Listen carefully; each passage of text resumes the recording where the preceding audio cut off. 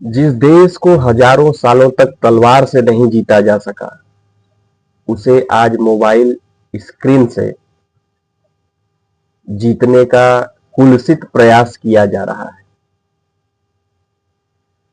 हम सो रहे हैं और युद्ध शुरू हो चुका है। नमस्कार, मैं पुनीत मिश्रा और आप देख रहे हैं द मानस वॉइस पर विचारों का रण। और आज हम बात करेंगे उस लड़ाई की जो दुनिया की सबसे खतरनाक लड़ाई है, सूचना का युद्ध, मीन्स इंफॉर्मेशन वॉरफेयर,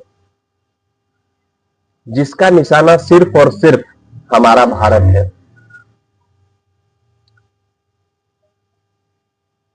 साथियों, आज का दुश्मन बॉर्डर पर जो हमसे लड़ाई लड़ता है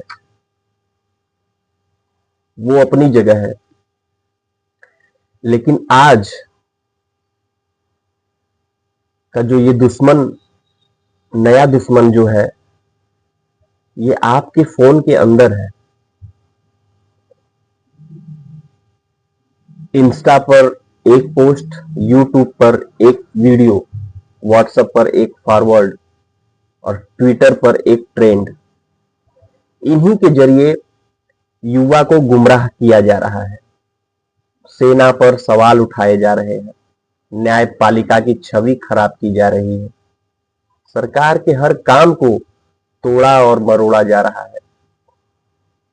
आज की लड़ाई बंदूक से नहीं, नैरेटिव से जीती और हारी जा रही है। भारत दुनिया का सबसे तेजी से उभरती हुई शक्ति है विश्व पटल पर, और यह बात कुछ ताकतों को पसंद नहीं आ रही है। हमारा भारत इनके निशाने पर क्यों है? सभ्यता, सांस्कृतिक शक्ति, सबसे बड़ा लोकतांत्रिक बाजार, सबसे बड़ा डिजिटल देश, सबसे बड़ी युवा आबादी और सबसे पुराना राष्ट्रवादी इतिहास हमारे भारत का। दुनिया जानती है, भारत उठेगा तो एजेंडा गिरेगा। इसलिए भारत के खिलाफ लड़ाई प्रत्यक्ष नहीं बल्कि अप्रत्यक्ष है, साइलेंट है, अदृश्य है। दुनिया के साइबर एक्सपर्ट ने इसे नाम दिया है फोर्थ जेनरेशन वॉरफेयर, यानी बिना गोली चलाए देश को तोड़ने की कला। इसमें हथियार क्या क्या है? Memes, propaganda video, fake news, आधा अधूरा इतिहास और राष्ट्रवाद बराबर नफरत जैसा झूठ का लेबल। इन सबके पीछे है कौन? विदेशी think tank, human rights label वाले एनजीओज, मिशनरी मीडिया हाउस और भारत विरोधी एक्टिविस्ट। ये पूरी मशीनरी भारत की छवि को कमजोर करने में लगी हुई है। भारत को कमजोर करने का सबसे आसान तरीका है भारतीयों को एक दूसरे से ही लड़वा दो। इस पर काम हो रहा है। ये बहुत ही विचारणीय प्रश्न है और ये वीडियो मैं इसीलिए बना रहा हूं ताकि हमारे देश के युवा अगर मेरे इस वीडियो को सुन रहे हैं तो निश्चित रूप से उन्हें समझ आएगा इस साइलेंट युद्ध के बारे में। दलित बनाम सवर्ण, सवर्ण बनाम दलित, हिंदू बनाम हिंदू, उत्तर बनाम दक्षिण, देशभक्त बनाम तथाकथित इंटेलेक्चुअल लोग। हर चुनाव के समय अचानक एक मुद्दा उठाया जाता है, कभी मणिपुर, कभी अयोध्या, कभी कश्मीर, कभी CAA, कभी किसान आंदोलन।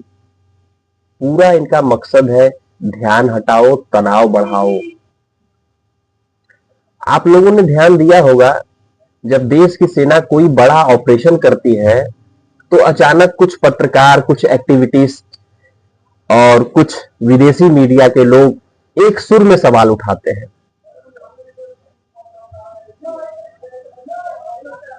एनकाउंटर फर्जी था, सेना पर भरोसा नहीं, कश्मीर में मानवाधिकार का उल्लंघन। क्यों? क्योंकि उन्हें पता है सेना को कमजोर करो और राष्ट्रवाद अपने आप कमजोर हो जाएगा। आज जिस देश की सेना दुनिया के शीर्ष सेनाओं में एक है, उसी सेना को अपने ही लोगों के बीच बदनाम करने की कोशिश की जाती है। पीओके का मुद्दा आज सिर्फ भौगोलिक नहीं है, यह मानसिक लड़ाई भी है। भारत जैसे ही पीओके की बात करता है, विदेशी मीडिया के लोग सक्रिय हो जाते हैं। उनमें कुछ भारतीय पत्रकार भी सक्रिय हो जाते हैं, कुछ राजनीतिक गुट सक्रिय हो जाते हैं और सोशल मीडिया में एजेंडा एक्टिव हो जाता है। क्यों? क्योंकि उन्हें डर है, भारत अब सिर्फ बोलता नहीं, करता भी है।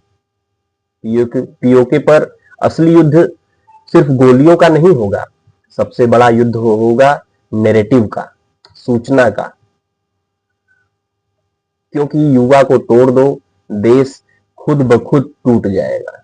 आज के युवा के सामने दो रास्ते हैं, पहला भ्रमित होने का रास्ता और दूसरा सजग राष्ट्रवादी बनने का रास्ता।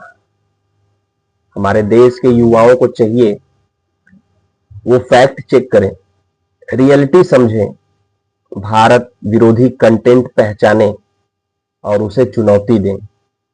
राष्ट्रद्रोही नैरेटिव को नाकाम करें। भारत को पाकिस्तान से डर नहीं है, चीन से डर नहीं है, आतंकवाद से भी डर नहीं है। भारत को डर है सिर्फ अपने भीतर बैठे विचारों के गद्दारों से। साथियों, इस दुनिया में हर देश का दुश्मन होता है, लेकिन भारत का दुश्मन बाहर भी है और अंदर भी। आज की लड़ाई सिर्फ सैनिक नहीं लड़ेंगे, बल्कि हम सब लड़ेंगे। हर शेयर, हर कमेंट, हर सच का समर्थन एक हथियार है इस युद्ध में। याद रखिए, भारत का भविष्य हथियारों में नहीं, विचारों से लिखा जाएगा। और आप, हाँ आप, इस लड़ाई में सबसे बड़े योद्धा हैं। जय हिंद, वंदे मातरम।